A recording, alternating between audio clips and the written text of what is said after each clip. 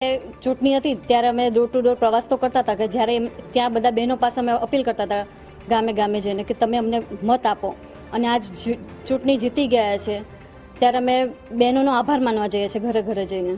પડકારો તો ઘણાય રહ્યા, ત્યાં અમુક સપોર્ટ પણ કરતા હતા કે ના તમે બેન તમારી મહેનત સાચી છે, અને અમુક એવા સામે મળ્યા હતા કે અપક્ષ સામેના ઉમેદવાર કે તમારાથી નહીં જીતી શકાય, તમે શું કરવા આવી રીતના મહેનત કરો છો.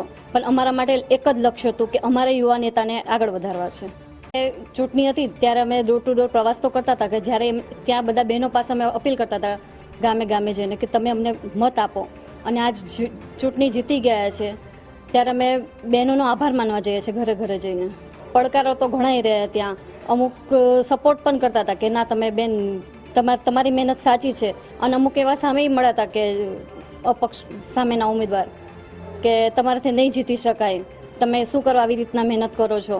પણ અમારા માટે એક જ લક્ષ્ય હતું કે અમારે યુવા નેતાને આગળ વધારવા છે.